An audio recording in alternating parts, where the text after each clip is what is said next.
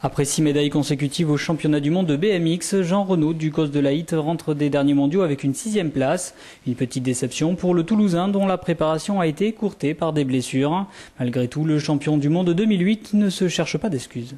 C'est vrai que j'ai eu quelques blessures à répétition, notamment au niveau des genoux, avec des petits problèmes au niveau ligamentaire, on va dire, qui maintenant sont pleinement résolus, j'espère, je touche du bois. Mais du coup, oui, c'était peut-être ces quelques mois de préparation en moins, mais malgré tout, si j'avais pris le risque de partir sur un tel événement, c'est que je me sentais pleinement prêt.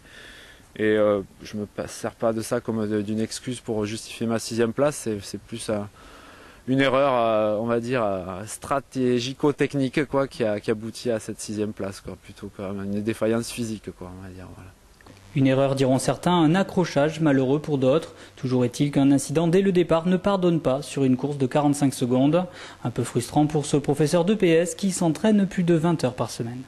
Alors l'entraînement, c'est forcément beaucoup de vélo, donc spécifiquement sur la piste, tant que le beau temps est au rendez-vous. Puis ensuite, plus spécifiquement, on fait un travail de musculation pour encaisser les coups et être le plus explosif possible, et notamment au départ, qui est primordial.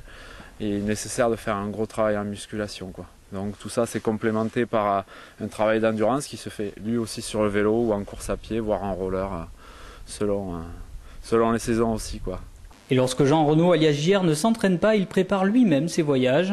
En effet, la Fédération française de cyclisme ne s'occupe que d'une dizaine de coureurs, laissant les autres se débrouiller par leurs propres moyens.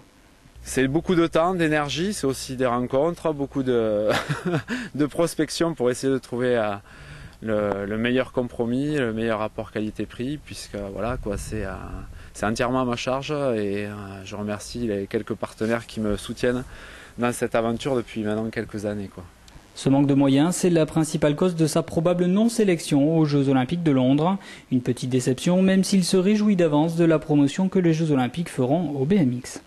C'est difficile de pouvoir opter sur un tel enjeu en n'ayant pas forcément les moyens de pouvoir les assumer et les assouvir pleinement. Donc je ne pense pas faire partie de cette promotion-là. Peut-être que ça aurait été plus jouable en 2008 quand j'ai été champion du monde.